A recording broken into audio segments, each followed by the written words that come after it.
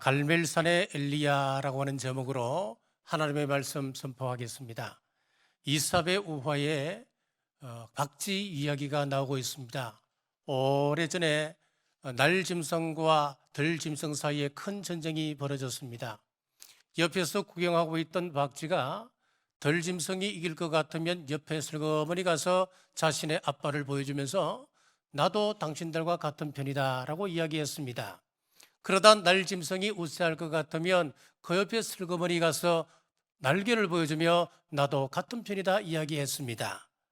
그 후 양쪽 편이 평화조약을 체결하면서 박쥐의 기회주의적 행태가 들통나게 되었습니다. 결국 박쥐는 어느 편에서도 들지 못하고 따돌림을 당했고, 그때부터 동굴 같은 어두컴컴한 곳에 지내게 되었다고 하는 이야기입니다. 자, 오늘 본문에도 비슷한 이야기가 나옵니다.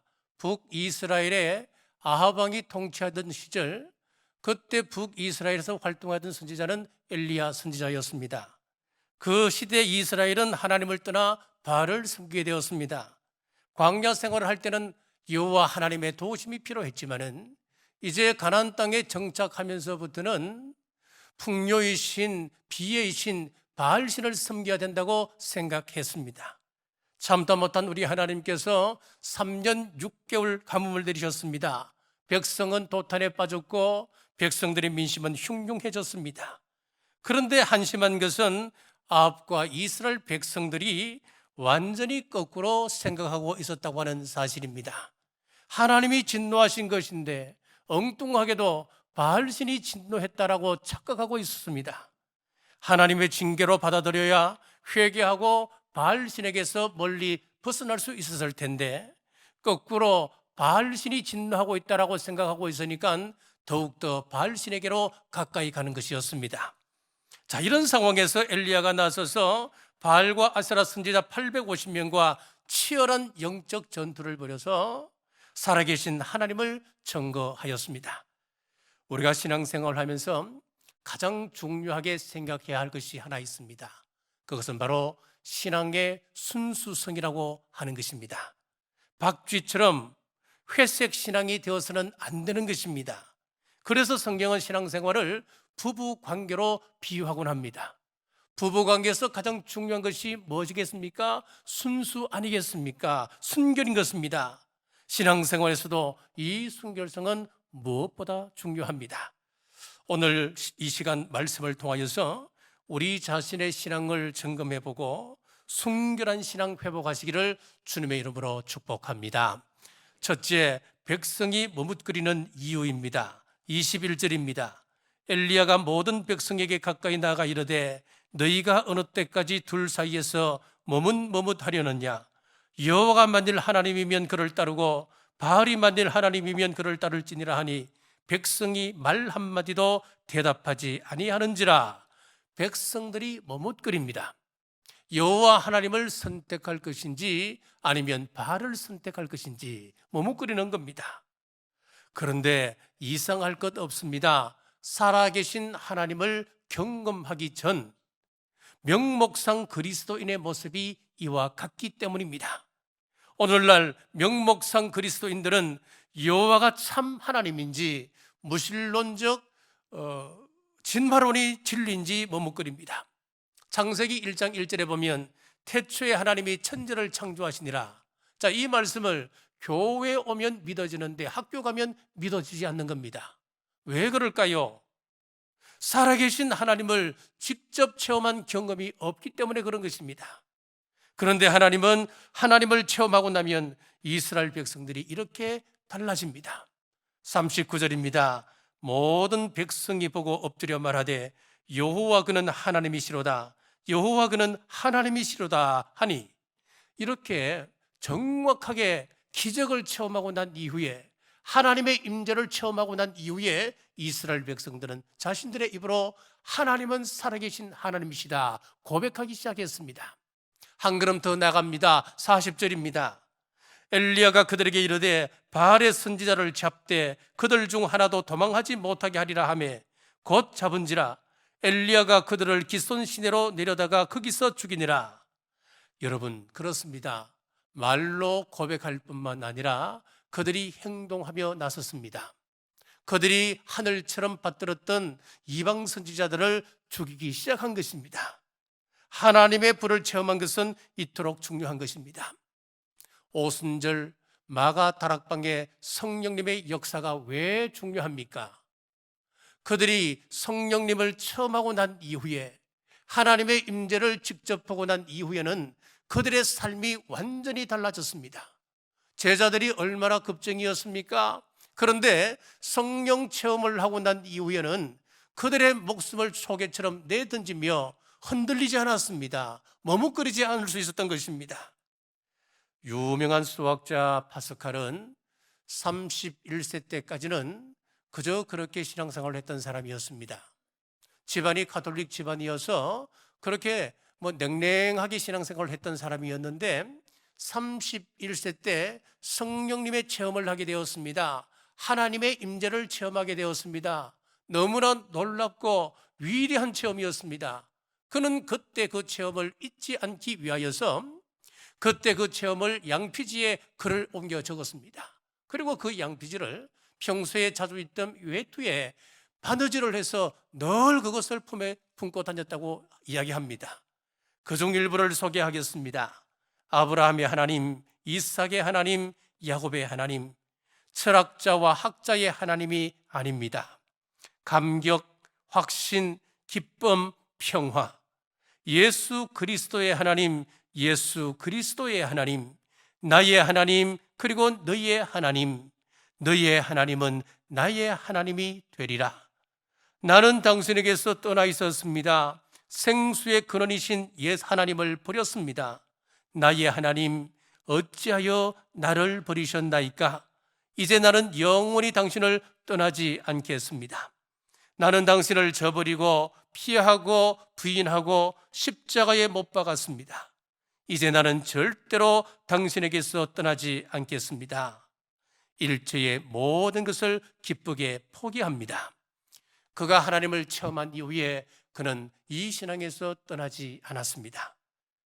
오늘 우리는 이 시대를 너무 비관적으로 말하고 있습니다. 교회 부흥의 시대는 끝났다. 리바이벌 시대는 끝나고 서바이벌 시대가 도래했다. 더 이상 교회 부흥은 없다.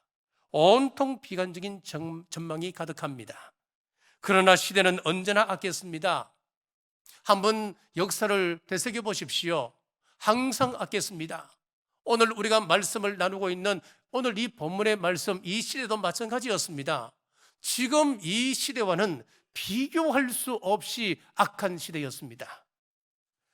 자, 얼마나 심각했습니까? 이스라엘 백성들은 전부 다 바알 신앙으로 돌아섰습니다. 하나님의 선지자는 씨가 말랐고 이방 선지자 수는 넘쳐났습니다. 그러니까 여러분, 제발 시대를 탓해서는 안 되는 겁니다. 시대 탓하지 마십시오. 문제는 시기나 때가 아니고 언제나 사람입니다. 엘리야 같은 불의 사람, 엘리야 같은 하나님의 사람이 없는 것이 문제입니다. 언제나 이 사람 저 사람, 이 환경 저 환경 탓하지 마십시오.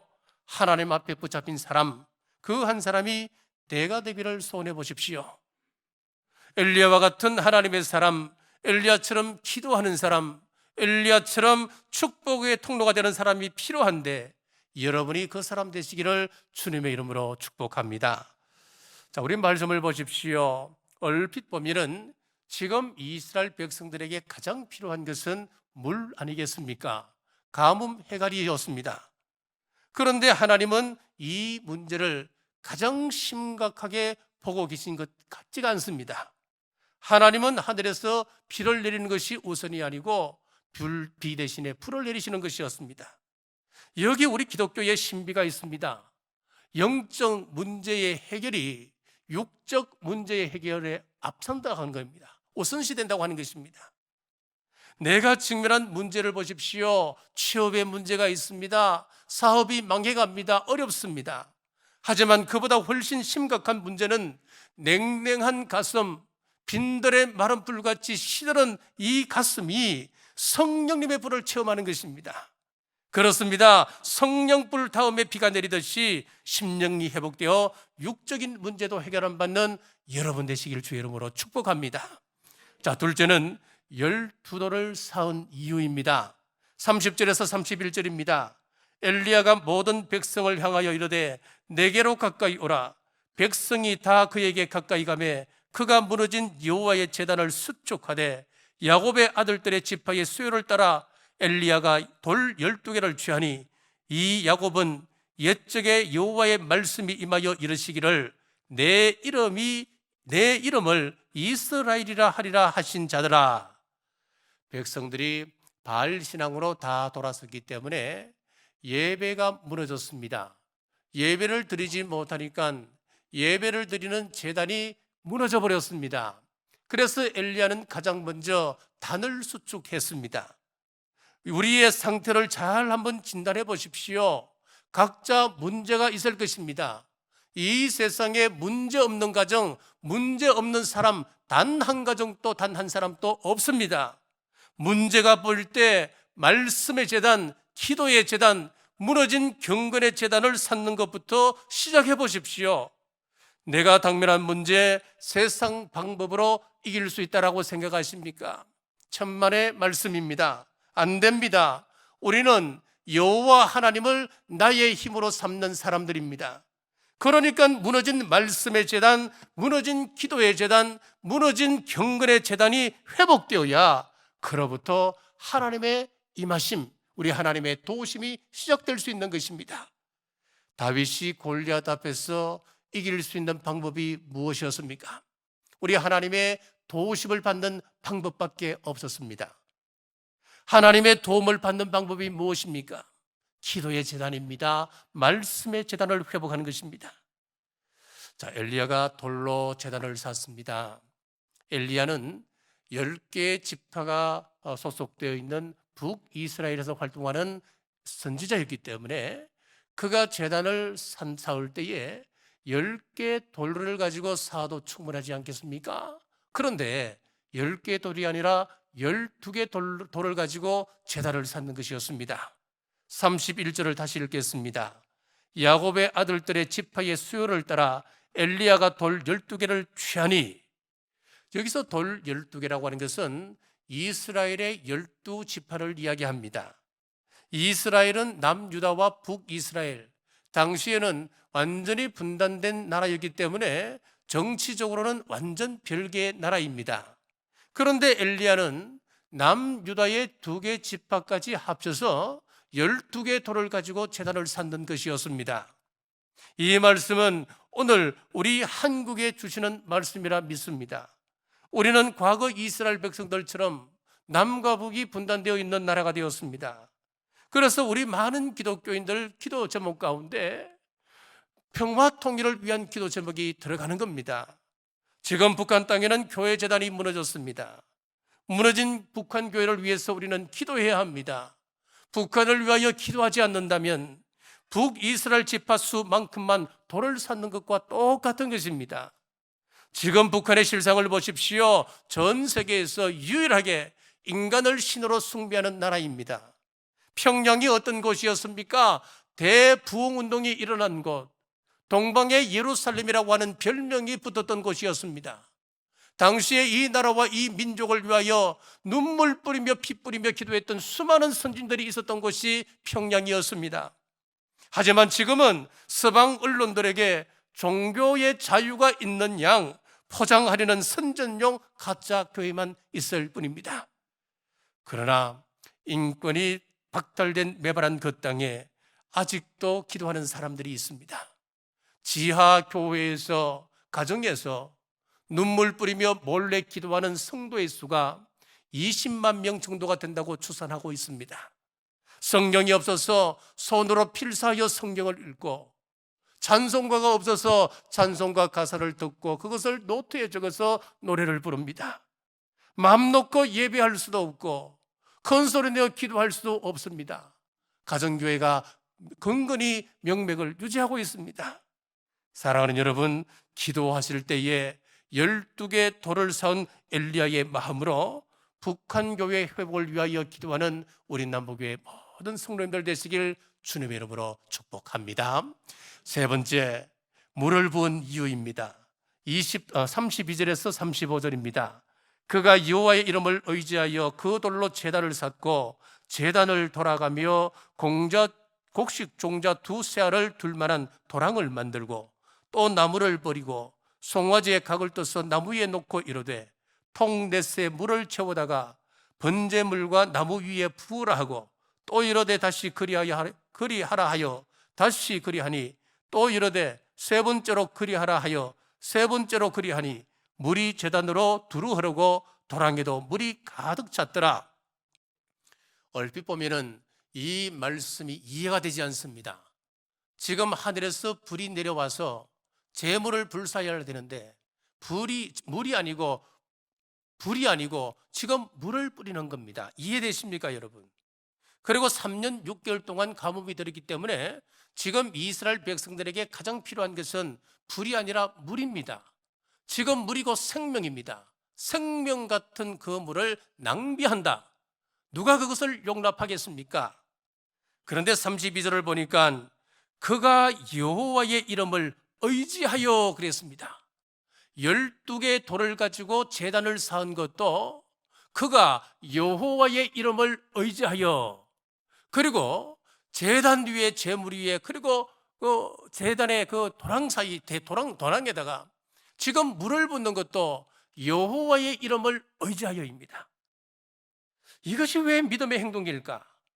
자, 우리가 12개 돌을 쌓는 것은 그것은 정말 믿음의 행위다. 자기하고 자기 집하고 상관없는 남쪽의 두 집합까지 합쳐 12개로 쌓는다. 야, 정말 믿음의 사람은 달라. 이해가 됩니다. 자, 그런데 왜 불을 내려달라고 기도하면서 물을 붓는 것입니까? 여러분, 이해되십니까? 자, 미국 캘리포니아 주에는 9월에서 10월이 되면 대형 산불이 연례 행사처럼 일어나고 있습니다. 미국 캘리포니아는 3월달이 되면 건기가 시작되는데 그때부터 9월, 10월까지는 비 한 방울, 이슬 한 방울 내리지가 않는답니다. 그 가운데 또 따가운 그 여름이 있잖아요. 여름을 거치면서 초목들에게는 수분이 다 증발됩니다. 딱 타기 좋은 마른 장작처럼 변하게 된다고 합니다. 물론 방화도 있겠죠. 그런데 대부분의 불은 자연 발화라고 이야기합니다. 바람이 불면 나무끼리 서로 부딪혀서 불이 나게 되는 것입니다. 그럼 보십시오. 이스라엘 땅에 3년 6개월입니다. 5, 6개월이 아니에요. 3년 6개월입니다. 비가 오지 않았습니다. 나무들 상태는 바싹 말랐습니다. 지금 제단 위에 올라 있는 나무도 말랐습니다. 그러므로 그 제단 위에 올라가 있는 나무 장작 또한 서로 부딪히면서 불을 일으킬 수 있다. 그것이 아니라고 이야기할 수는 없는 거예요. 그러면 하나님께서 불을 내려주셨음에도 불구하고 백성들 사이에는 아니다. 나무들끼리 부딪혀서 지대로 발화한 거야. 충분히 그렇게 이야기할 수 있지 않겠습니까? 그렇기 때문에 누구도 항변하지 못하도록 봐라, 내가 지금 물을 붓는다. 엘리야가 모든 백성들이 보는 앞에서 데모하고 있는 거예요. 데모스트레이션을 하고 있는 거예요. 봐라, 내가 물을 붓는다. 봐라, 나무들끼리 부딪혀서 발화할 일은 앞으로 전혀 없을 것이다. 그래서 불이 날 가능성을 제로로 만들어 버립니다.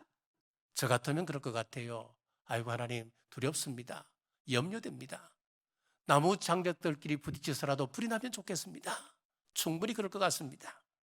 그런데 엘리야는 그 물을 다 부었습니다. 무엇을 믿었기 때문일까요? 하나님께서 불을 내리셔서 물을 말리고 재물을 불태울 뿐만 아니라 그것을 보고 있는 이스라엘 백성들의 그 차디찬 심령에 하나님께서 회복의 은혜를 주신다 뿐만 아니라 반드시 하늘에서 비가 내려온다 믿었습니다. 여러분, 엘리야의 이 믿음의 행동은 일종의 마중물이었습니다. 지금처럼 집집마다 수로가 깔리기 전에는 대부분의 사람들은 펌프로 물을 얻었습니다. 펌프질을 하여 물을 얻기 위하여서는 그 펌프에다가 먼저 뭘 합니까? 물 한 바가지를 부어야 합니다. 그때 물을 마중물이라고 이야기합니다. 성경에는 이 마중물 원리가 나오고 있습니다.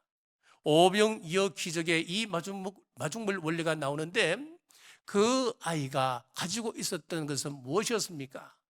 아무것도 없습니다. 그 빈들에는 보리떡 5개와 물고기 가진 이 소년이 자기 혼자 먹기도 아깝고 부족할 텐데 그것을 바쳤습니다. 전부를 드렸습니다. 그랬더니 남성 5,000명이 먹고 하나님께서 12광주리를 채워주시는 것이었습니다. 이게 성경의 원리입니다. 지난주에 엘리야를 공개했던 사르밧 과부 기억하시죠? 그가 먹을 수 있었던 것, 남아있었던 것이 무엇이었습니까? 한 끼밖에 없었습니다. 한 끼 떡을 구워 먹을 수 있는 가루와 기름 조금밖에 없었습니다. 그것 내가 먹기도 아까운 것 아니겠습니까? 그런데 그것을 요리하여 엘리야에게 바쳤더니만 엘리야가 그 가정에 머무는 동안 그들은 굶주리지 않을 수 있었습니다. 오늘 엘리야를 통하여 우리 하나님의 음성을 듣기를 바랍니다. 하나님이 우리에게 헌신을 요구합니다. 참 미안하죠. 우리 하나님은 우리의 헌신이 필요한 분이 아니에요. 그런데 우리에게서 헌신을 요구합니다. 마중물을 요구하고 계신 것입니다. 내가 작은 섬김을 드렸더니 우리 하나님께서는 큰 면류관을 예비하십니다. 하나님은 물질이 필요한 분이 아니신데 우리에게서 물질을 요구하십니다. 내가 가진 물질이 아깝지만은 내가 말씀을 의지하고 말씀을 믿는 마음으로 그것을 하나님 앞에 드렸더니 30배, 60배, 100배로 채워주시고 궁극적으로는 우리의 모든 것을 책임져 주시는 것입니다. 내가 가지고 있는 시간 아까워 갈등하며 내가 어렵게 하나님 앞에 드렸더니 하나님은 영생을 선물로 주셨습니다. 비교가 안 되는 논리입니다. 이것이 성경의 원리입니다. 여러분, 이 말씀은 경험해 본 분들이 압니다. 아무리 이야기해도 이것은 믿음으로 와닿지 않습니다. 하지만 내가 경험해 보면 맞아, 하나님께서는 그렇게 역사하셨지. 우리가 가지고 있는 시간과 물질과 정성 드리십시오. 부어드리십시오. 비교가 안 되게 하나님은 부어주실 줄 믿으시길 주님의 이름으로 축복합니다. 33절 상반절입니다. 또 나무를 버리고 송아지의 각을 떠서 나무 위에 놓고. 자, 예배 자리에 나올 때 각던 심정으로 나오셔야 됩니다. 우리의 심령을 각떠야 합니다. 여러분, 각뜬다고 하는 것 알지요? 횟집에 가면 회를 떠잖아요. 마찬가지로 우리의 심령을 횟집에서 회를 떠듯이 전부 다 떠는 거예요. 이것은 교만한 심령이 아니라 갈기갈기 찢겨진 심령으로, 통회하는 심령으로, 회개하는 영으로 예배 자리에 나오는 것을 말합니다. 존 웨슬리 목사님을 잘 아시죠? 감리교를 창립하셨던 분입니다. 그런데 참 저는 지금 또 의문이 있습니다. 웨슬리 목사님이 유창한 설교를 하시는 분이 아니세요. 그런데 동시대에 조지 휘필드라고 하는 목사님은 굉장히 설교를 잘하는 유창한 달변가였습니다. 그런데 두 분이 다 같이 크게 쓰임을 받았습니다. 저는 조지 휘필드 목사님이 큰 일을 했다 하면 이해가 돼요. 그런데 웨슬리 목사님은 그렇지 않습니다, 여러분. 그런데 어떻게 하여 그가 감리교를 창립하는 그런 역사를 이루었을까? 참 기적 같은 일이 벌어집니다. 다른 목사님들이 설교를 하면은 교인이 잘 찾아오지 않습니다. 그런데 웨슬리 목사님이 광장에서 설교하면 수만 명의 사람들이 그 설교를 듣기 위해서 모여드는 것입니다. 그러니까 옆에 있던 다른 동료 목사님들이 막 시기에 찬 뭐 그런 건 아니겠지만은 어쨌든 와서 묻기를 참 이상하다고. 어떻게 당신이 설교를 하면 이렇게 많은 사람이 올 수 있냐고. 그때 웨슬리 목사님이 이렇게 이야기했습니다. 내가 강단에서 설교하면은 성도들은 내가 재물에 불타는 그 모습을 바라보기 위해서 오는 것이지요. 그렇게 이야기했습니다. 무슨 이야기입니까? 웨슬리 목사님은 강단에 설 때마다 자기가 재물된 심정으로, 재물된 믿음 가지고 그가 하나님 앞에 섰다는 이야기입니다. 사랑하는 여러분, 오늘 이 자리에 나오실 때에 교만한 마음으로 오셨습니까? 여전히 정죄하는 마음을 품고 오셨습니까? 하나님 앞에 제물 되시길 바랍니다. 하나님 찾으시는 각던 마음 산 제물 되시기를 주의 이름으로 축복합니다. 말씀을 맺겠습니다. 토미 텐이라고 하는 목사님의 말씀을 인용하겠습니다. 나는 지난날 하나님을 만났다는 사연을 읽기에 지쳤다. 내 살아생전 어디서든 하나님이 임하시는 것을 보고 싶다. 여러분, 이 말이 이해가 잘 안 되시죠? 이거는 적어놓고 곰곰이 한번 묵상해 보셔야 가슴에 와닿아요. 어떤 이야기냐면 이렇습니다. 처녀 때 기도원에 가서 내가 방언 은사 받았습니다. 은사 체험했습니다. 과거에 내가 이러이러한 놀라운 체험을 했습니다. 과거에 이런 내가 헌신을 했습니다. 역사를 일으켰습니다. 자, 이런 이야기는 이제 너무 많이 들어서 이제는 지겹다는 이야기예요. 그러면 이 사람이 하는 이야기가 뭐냐면 오늘 이 시간에 그러한 역사들이 일어나는 그 현장을 내가 보고 싶다, 그 말이에요. 그렇습니다. 오늘 내가 하나님과 동행합니다. 오늘 내가 하나님 앞에 헌신하는 모습을 보여드립니다. 이것은 보기 힘들다 이야기예요. 그렇습니다. 우리가 오늘 말씀을 읽습니다. 열왕기상 18장 이 이야기가 얼마나 위대한 장입니까? 그런데 성경 시대 때, 엘리야 시대 때 위대한 역사가 있었구나, 여기서 끝내서는 안 된다는 이야기입니다. 이 체험이 과거에 있었던 것으로 끝나버리면 아무 소용없습니다. 유럽 교회를 보십시오. 유럽 교회가 거의 다 죽어가고 있습니다. 자, 그러면은 유럽 교회가 과거에 성령님의 체험이 없었습니까? 아니에요. 굉장한 성령님의 역사가 있었고 한때 세계 선교를 주도하던 그런 나라였습니다. 지금 내가 그 체험을 하고 있느냐, 이게 더 중요하다는 이야기입니다. 과거에 내가 이 교회에 이렇게 기여해서 참 감사한 일이지요. 우리 하나님께서 다 기억하고 있습니다. 하지만 그것보다 더 중요한 것은 지금입니다. 지금 내가 하나님과 교제하고 있느냐, 그것이 중요합니다. 직분을 받았습니다. 내가 연륜이 있어서 직분 받은 것 아닙니다. 내가 권세가 있어서 직분 받은 것 아닙니다. 공로가 있어서도 아닙니다.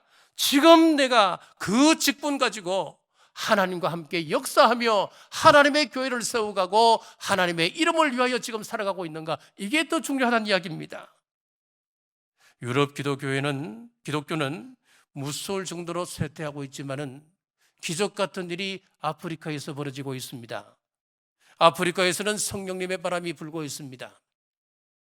우간다를 보시면은 이 우간다는 90%가 기독교인이라고 합니다. 놀랍지 않습니까? 90%의 사람이 예수님의 이름을 부르고 예배드립니다.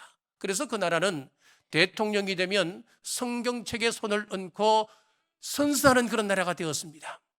나이지리아 100년 전에는 기독교인이 단 한 명도 없었답니다. 그런데 지금 어떻게 되어 있느냐?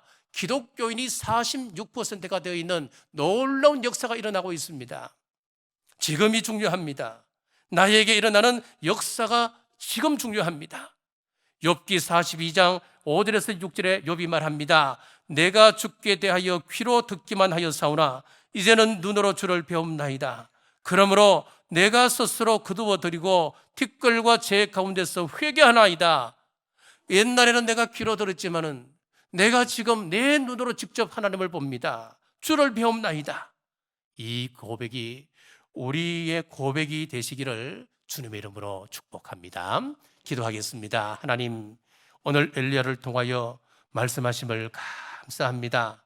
아버지, 무너진 말씀의 제단, 무너진 기도의 제단, 무너진 경건의 제단, 이제는 회복하기 원합니다.